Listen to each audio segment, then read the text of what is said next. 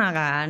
Jadi iya ternutrisi tapi banyak kayak yang hilang sebenarnya. Oke, berarti seharusnya pas dirawat 7 hari itu ada makanan yang masuk kali ya pada saat itu. Mungkin gue lupa kali ya. Masuk sih, tapi itu Bang Radit umur berapa? 19, 20. 19, 20. Oh, harusnya udah inget bener-bener ya. Takutnya ngarang cerita gitu masih kecil kan kita sering pamer gitu kan. Kalau 19, 20 harusnya udah bener sih. Iya, seingat saya karena waktu itu penyakitnya diare berdarah. Oh, emang harus puasa. Iya, diare berdarah dibopong sama temen masuk rumah sakit di Adelaide, waktu itu masih kuliah di sana. Terus dokternya kayak nggak tahu nih sakit apa gitu kan, karena baru tiba kan di Adelaide setelah libur semesteran gitu lah. Iya. Terus saya inget banget tuh diare berdarah. Terus kayak cuman diinfus apa segala macam sama 7 hari, cuman dibangun, tidur lagi bangun, tidur lagi. Itu infusnya pasti isi yang lengkap sih. Jadi emang ada lipid, ada glukosa, ada proteinnya. Nah, tapi nggak inget lapar apa nggak? Ingat saya sih nggak lapar ya. Tapi seharusnya lapar ya. Harusnya masih lapar gitu. Terus akhirnya setelah hari keberapa mulai masuk solid food tuh, baru akhirnya ya udahlah, udah aman pulang ke rumah, cuma masih keringet dingin. Terus gitu. kayak nggak tahu penyakitnya apa tetap gitu. Sampai hari ini masih menjadi misteri. Oh. Sampai hari ini. Tapi nggak kambuh lagi juga kan? Sampai hari ini untuk diare berdarah gitu udah enggak. Oh oke. Udah nggak pernah lagi. Iya. Nah, kalau orang koma dikasih infusan, misalkan ada orang koma yang sampai 3 bulan, 2 bulan gitu kan. Berarti itu dokter gizi klinik menyiapkan infusannya gitu. Betul, jadi kalau koma itu kan di ICU ya. ICU itu dokter penanggung jawabnya anestesi biasanya. Jadi anestesi akan ngatur semua obat, terus cairan. Yang ngasih kendali utama dari anestesi lah.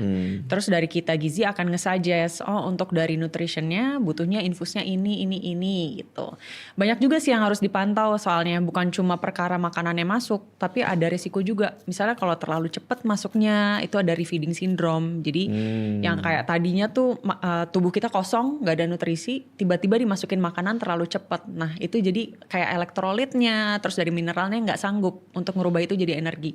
Dan akhirnya bisa meninggal juga gitu. Tapi kalau dikasih infusan orang yang koma selama 3 bulan, itu sebenarnya sampai perpetually dikasih masih nggak apa-apa. Sampai 3 tahun pun kalau dia koma 3 tahun dikasih infusan gizi itu pasti aman-aman aja.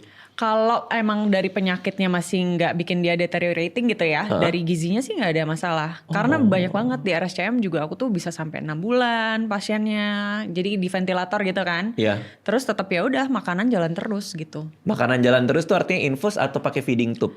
Tergantung kondisi, either infusan atau feeding tube. Selama saluran cernanya masih intak, sebenarnya kita utamain dari feeding tube dulu. Oh, Karena supaya sinyal lapar kenyang tadi, terus fungsi saluran cerna tuh semua masih oke. Jadi kayak fili-fili di usus itu fungsinya masih bagus, lambungnya masih juga renggang gitu. berarti spesialis gizi klinik tuh banyak berurusan sama yang benar-benar secara klinis harus diurusi ya, bukan cuman hanya ngatur pola makan gitu ya kira-kira. Bener, itu kalau dirawat inap ya. Kalau dirawat jalan baru tuh Bang, kayak pasien obesitas atau bodybuilder atau mau naikin berat badan itu baru.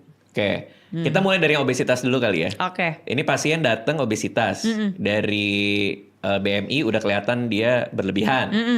Nah biasanya kalau pasien obesitas tuh kan banyak yang ngerasa kayak saya mau ngurangin makan nggak bisa gitu kan. Iya.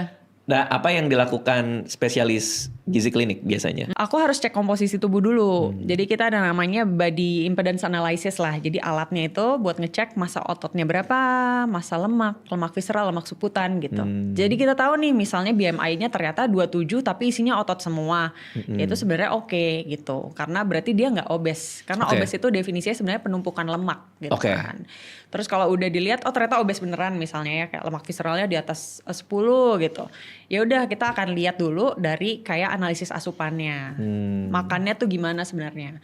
Perkara orang obes tuh seringnya mereka meng-underestimate makanan yang mereka makan. Ngerasanya aku tuh makannya dikit dok gitu. Atau kayak aku gak makan nasi sama sekali dok gitu. Tapi misalnya makan donat lah atau kayak gorengan atau anything yang sebenarnya kecil tapi kalorinya banyak. Atau namanya empty food gitu kan. Kita analisis asupan terus habis itu kita periksa fisik segala macam. Habis itu baru kita lihat nih apakah bisa dengan meal plan aja yang kita atur makannya atau butuh obat. Obat pun banyak sekarang Bang. Ada yang obat oral untuk ada appetite suppressor, ada untuk fat blocker, ada juga antioksidan misalnya, atau ternyata butuh suntik yang sekarang mungkin lagi kayak hits gitu ya, berbagai peptide untuk kayak obesitas gitu kan. Itu aman gak sih kayak gitu-gitu? Ada yang memang aman, jadi emang peptide-nya udah approve nih secara FDA, kayak semaglutide itu approve. Tirzepatide mungkin kayak merek O ya kalau sering denger. FDA itu kan BPOM-nya Amerika lah. Betul, secara global gitu ya. Tapi sekarang banyak peptide yang kayak dijual di gym, di salon gitu yang kayak belum approve FDA sebenarnya. Oh, jadi itu yang berbahaya. Kalau sering dengar namanya retatrutide gitu. Nggak tahu. Sering diperjualbelikan di threads kayak gitu. Itu dari pemerintah ngelarang dong apa gimana? Di Indo harusnya belum masuk. Di luar negeri ada entah kenapa walaupun sebenarnya belum ini masih phase 3 trial gitu lah, masih research. Tapi udah masuk di Indo banyak. Artinya kalau yang jual itu boleh dilarang sama pemerintah atau malah jadi apa itu kalau dijual Nggak bebas boleh. gitu? Iya, harusnya ya ada hukuman sih. Ada sanksinya? Ada sanksi sih, jadi nggak boleh. Karena membahayakan gitu loh. Oke. Oke, nah itu untuk urusan orang yang obesitas. Kalau yang underweight juga sering datang kah? Walaupun proporsinya lebih dikit sih, tapi udah mulai sering datang. Karena saya waktu SMA sampai ke rumah sakit ketemu either dokter gizi atau dietitian nggak tahu ya, pokoknya masuk ke rumah sakit dibikinin meal plan karena kurang berat waktu itu. Karena keluarga kelas berapa? 2 SMA. Oh, 2 SMA. Kurus banget waktu itu, kurus banget. Akhirnya saya masih ingat tuh menunya tuh roti bakar pakai jam kalau nggak salah. Oh, dibikin high kalori banget gitu ya makanannya. Pokoknya ada roti bakar pagi terus apa-apa segala macam. Berarti lazim juga ya kayak orang-orang kayak saya dulu ya yang kurus terus nggak tahu cara naikin berat gitu ya? Iya, sebenarnya justru awareness-nya kayak mulai sekarang post COVID sih aku rasa. Kayak wellness interest tuh udah tinggi banget. Jadi orang bukan mau nurunin berat doang, yang naikin atau maintain juga banyak gitu datang ke kita. Oke. Nah, kalau dari yang tadi kan dibilang bahwa dokter tertariknya sama stunting dulu. Definisinya apa sih sebenarnya stunting? Stunting itu sebenarnya malnutrisi kronik yang akhirnya konsekuensi yang paling sering kelihatan itu low height for age. Jadi di usia dia terlihat lebih pendek dari teman-temannya. Tapi sebenarnya problemnya tuh jauh beyond the height gitu. Dia tuh masalah malnutrisi, terus kapasitas otak juga nggak berkembang sempurna, terus kayak resiko metabolic disorders di masa yang akan datang, atau dia resiko ngelahirin lagi anak stunting lagi gitu. Jadi makanya jadi concern global dan harus diatasin sekarang gitu.